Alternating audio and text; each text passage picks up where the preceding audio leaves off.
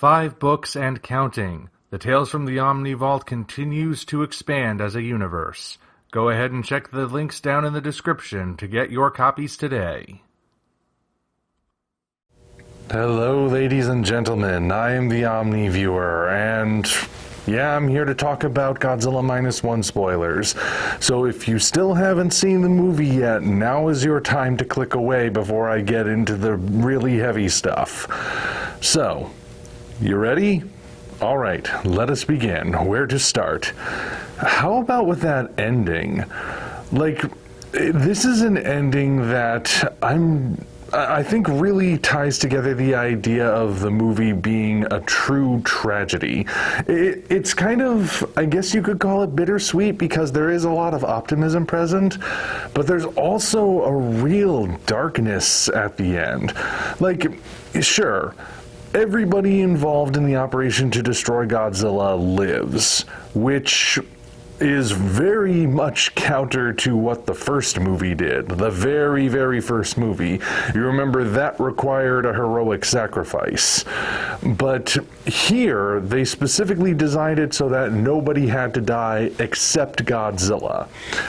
And even his death was treated as something of a tragedy in its own right. But still, you have that moment where Shikishima is reunited with Noriko, and like, at first I was kind of surprised to learn that she survived, because her death, her seeming death that is, when Godzilla shoots his heat ray in Tokyo, seemed like it was like a pretty permanent thing. You know, she's caught in a nuclear blast that carries her so far that we don't even see her when the dust settles. Not necessarily impossible to survive if you read real-life accounts of Hiroshima and Nagasaki, but very unlikely. Not to mention, at that particular moment, that is like the thing that winds up driving Shikishima from that point onward. I probably am mispronouncing his name, but I didn't get any sleep last night, so I'm just gonna run with it. My apologies for mispronouncing anything or stumbling in any way. But still, seemed like she was dead. When they revealed that she was alive, injured but alive, at first my thought was, well, it's nice that they're reunited. It's like it is sort of bringing it back to him getting a sense of normalcy, but does it really fit? Are they accidentally going with the Wayne's World super duper happy ending without realizing that was a joke? And then we get that fleeting shot of that mark on Noriko's neck, indicating radiation sickness, and it's like, oh, okay. Their reunion is going to be short-lived. The war is not necessarily over, which is only further confirmed by the fact that we see a piece of Godzilla underwater starting to regenerate, which, of course, is an homage to GMK, but come on, we both know that -1 and GMK both got that from Reptilicus. So it is sort of this weird juxtaposition where it feels like there's hope.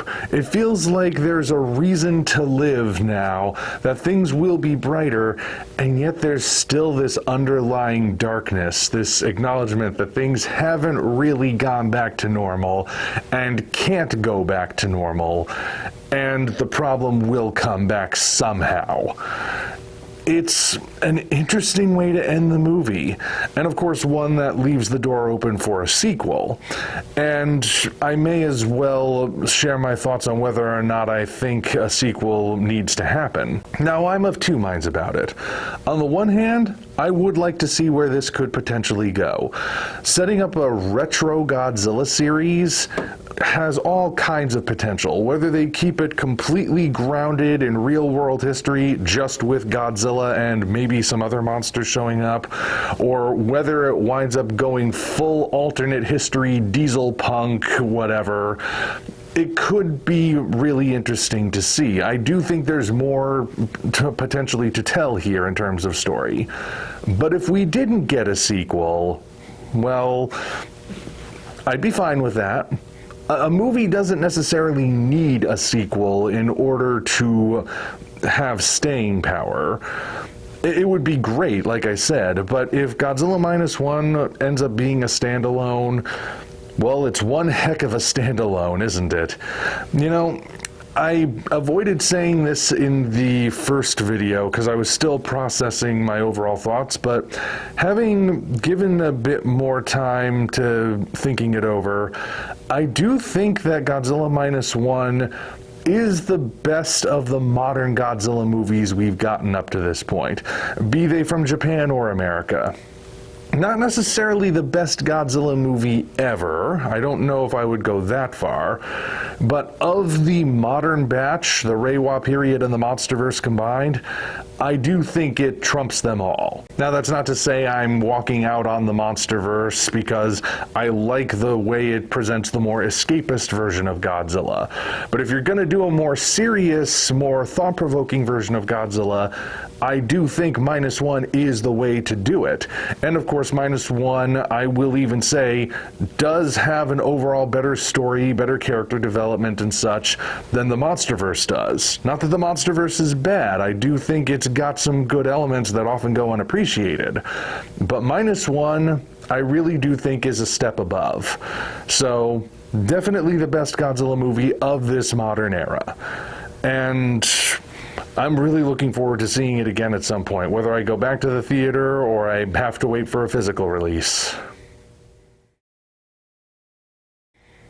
Now, because Godzilla Minus One is so good, I have seen people saying that they want it to be nominated for an Oscar. Apparently, no steps have been taken towards getting it nominated yet, but because it was released in American theaters in 2023, it does technically have a chance to be nominated at least. Because, you see, it's not frequent that you get foreign films from Japan in particular nominated for an Oscar in like the Best Picture category. Best Foreign Film, that's one thing, but like it used to be that you didn't get foreign films in the Best Picture category because it took a lot more time to properly translate them, and even then they didn't necessarily get theatrical releases. That's why, even though plenty of Hayao Miyazaki films have been released theatrically in America, only one of them, Spirited Away, ever got an Oscar nomination and a win by extension, because it just so happened to be released in the same year theatrically in America that it was released theatrically in Japan. So it qualified, but none of his other films did because it took a year to actually get them imported. But, of course, times have changed. Things move much faster now, and Godzilla Minus One was pretty much fast-tracked to an American release theatrically. So it could potentially get nominated, and I know a lot of people want it to get nominated, but it doesn't need to get nominated. Let's be honest here. First of all, a nomination doesn't necessarily guarantee a win.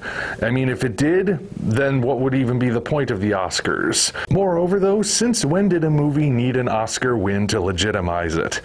You'd actually be surprised at how many of the films that are considered some of the best movies ever made in any genre weren't Oscar winners. They didn't even make a nomination. And yet, they are the films that left the cultural footprint. Just a few years ago, back in, what was it, 2009, 2010, there were 3 movies that got nominated for Best Picture. One of them was Pixar's Up, one of them was James Cameron's Avatar, and one of them was The Hurt Locker. Now, the Oscars tried to make a bunch of drama about it, like, ooh, could an animated film finally win Best Feature? The director of Avatar is the ex-husband of the director of The Hurt Locker. They're going head-to-head, even though James Cameron refused to play along in any interviews he did. But that was a big deal. There were other films nominated as well, of course, but those 3 really got people's attention because an animated film was there was a sci-fi film, and that sci-fi film happened to be directed by someone who was a former husband of the director of the other movie. The Hurt Locker wound up winning, of course. Now, I've seen the movie. I kind of feel like it was an Oscar bait film, if I'm being perfectly honest. But either way, it won. I don't think there was ever any real question that it would. So, fast forward to today, and what is the cultural zeitgeist more fixated on? Well, any discussion about good animated films is going to at least make mention of Up in some capacity, if not wax poetic about how it's one of Pixar's best. James Cameron's Avatar falls into this weird realm of being a film so forgettable that people just can't stop talking about it. And The Hurt Locker...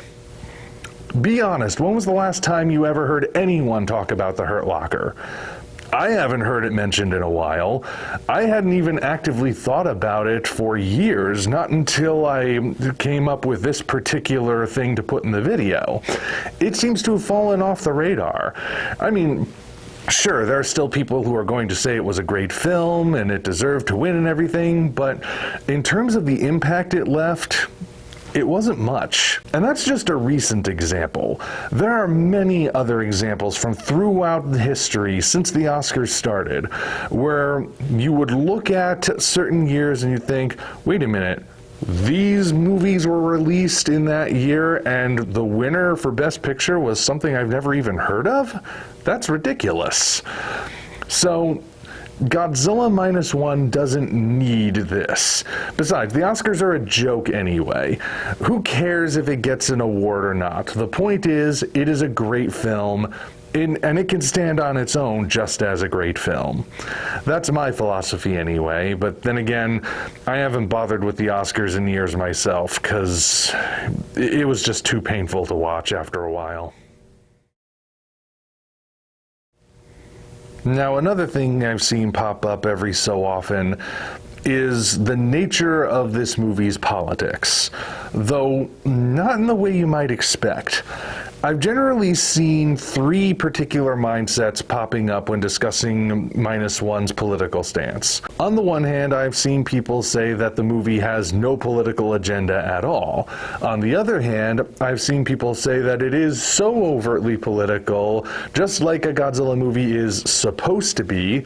And on the other hand, I've seen people say that it is political, but not in the way they actually wanted it to be. Now, even though I've only seen the movie once, I can say for certain that in terms of this movie's politics, it is there. The people who are saying it's not political at all, they are dead wrong. But of course, some of them are saying that in the context of being American viewers, and I guess you could argue that they're saying it's not indulging in American politics like Hollywood movies are doing, which, why would it? It's a Japanese movie. But to say it's not political at all, obviously that's inaccurate. But it's also not overtly political. It's not the sort of overt, bash you over the head, bring it up at the dinner table after being explicitly asked not to kind of political. It's just a every so often mentioned thing that naturally weaves into the more grounded human thematic elements. And even the political nature of it isn't necessarily that overtly political. Yes, it says that governments don't treat people like people, they treat them like expendable commodities. But that overall ties into the main point of the film, which is we want to preserve life. We shouldn't have to die for a cause. We should be able to live to keep the cause going. And that cause requires people. Once again, it feels like it's almost the antithesis of what Shin Godzilla was going for. Now, of course, that does open the door for certain people to say that they didn't like the way it focused on politics in this particular setting. Like, it didn't dwell enough on Japan's post-war status, or it didn't mention Hiroshima and Nagasaki and whatnot. Well, that's not the story it was telling.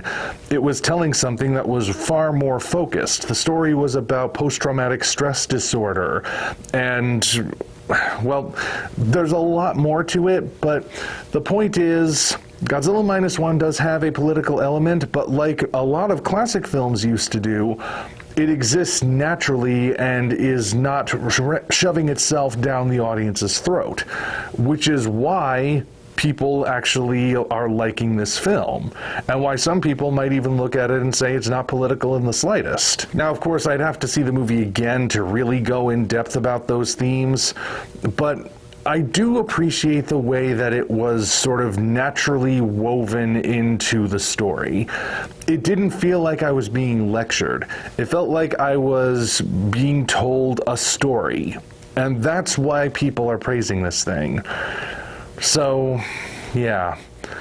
I really do think that is the strong suit of Godzilla Minus One, and really, I wish there were just more films like that these days in general. This is why I and so many others find ourselves going back to classic films, because this is the way they used to be done, albeit with less CGI and oftentimes in black and white. Now, as mentioned, I wouldn't be opposed to the idea of Godzilla Minus One getting a sequel, possibly even with more monsters. After all, you look at this new Godzilla design, and there are certain elements to him that feel like they were made for combat. He's got those spikes on his elbows that could be both offensive and defensive. The spines at the end of his tail, if you look at them in the right way, they almost look like the teeth of a buzzsaw chain.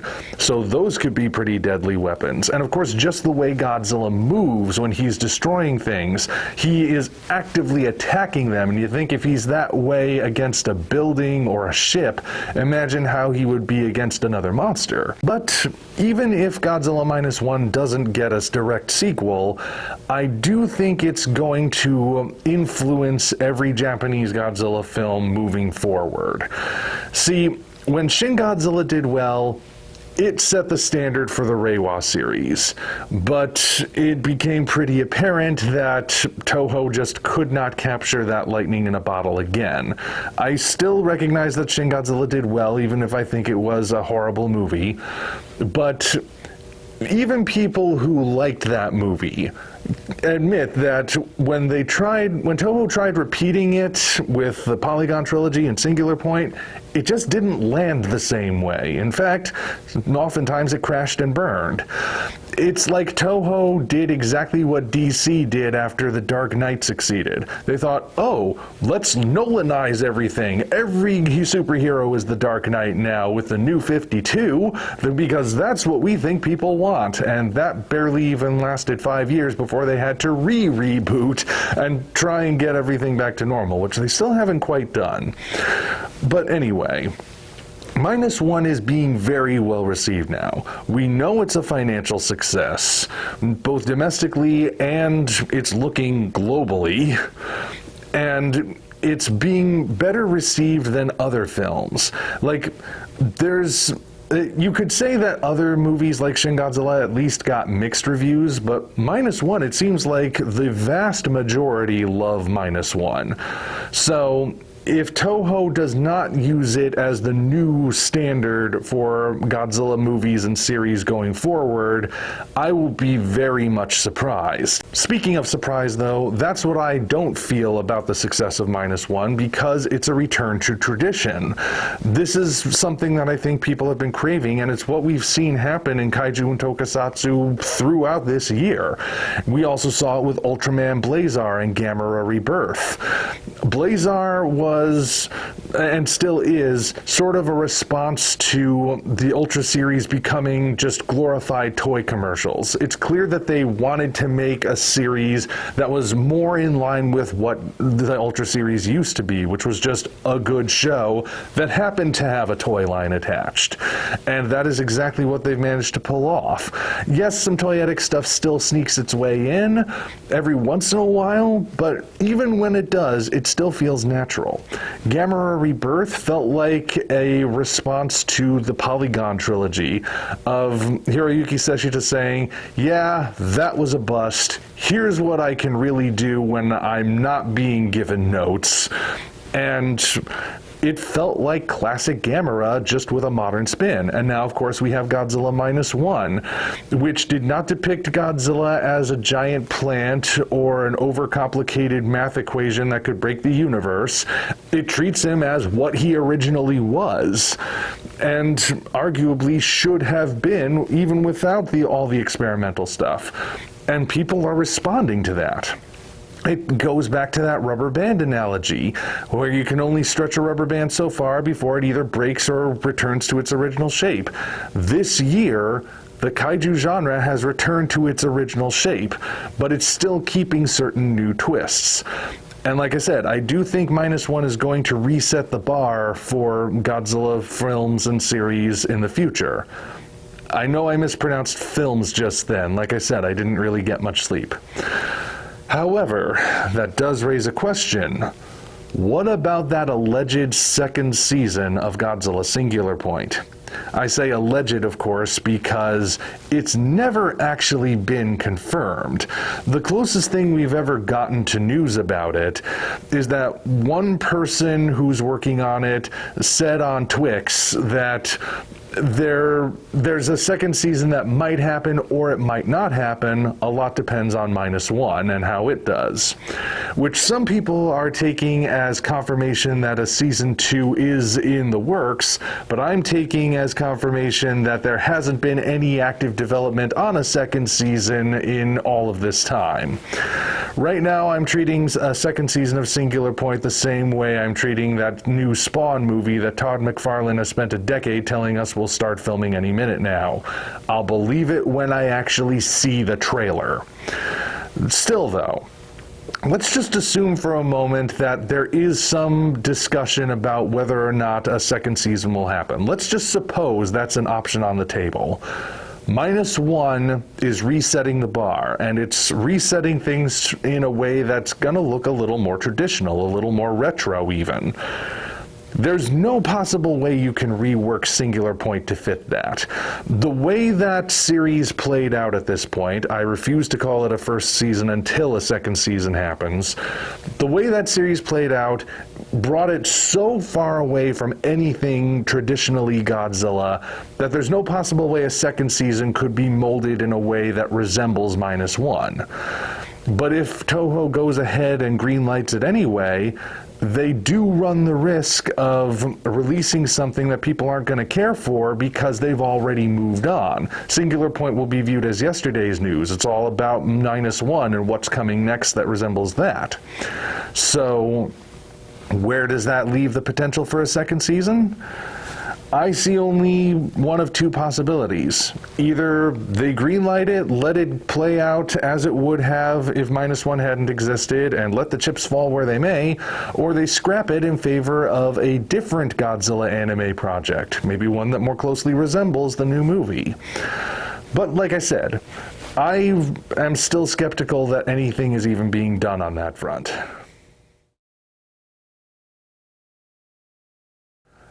Well, I'm sure there is a lot more to talk about, but I would need to see the movie many more times in order to unearth all of its layers.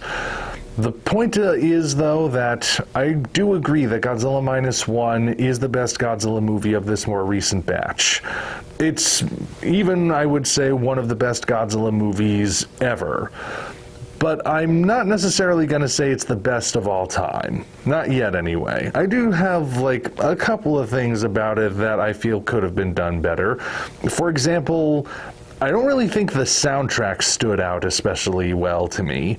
Like the moments where they recycled the classic Godzilla music, which it didn't do that frequently. I only recall 2 particular moments, maybe 3. But other than those, because they were the classic themes, the new music, I mean, it wasn't bad, but it was perhaps a little too ambient for a soundtrack to a Godzilla movie. Godzilla movies usually have really recognizable music, and I don't know if -1 did, though that might change upon future viewings. Overall, though, I do think Godzilla -1 is a great film. I'm looking forward to seeing it again at some point, and I'm looking forward to seeing how it influences the Reiwa era going forward. I mean, I hope it's a positive influence, but then again, if studios have shown us anything these days, it's that they will always take away the wrong lesson from certain things, and Toho is no exception to that. It's a pretty much global phenomenon. Still, -1 as it stands now, definitely worth it. And that's all I have to say for now. After all, there are other projects that need working on. So until such time as we meet again, this is the Omni Viewer signing off. Thank you all for watching. Now be sure to head down to the description to check us out on other platforms, as well as find links to the 5 current books in the Tales from the Omni Vault universe. Again, thank you all, and we'll see you next time.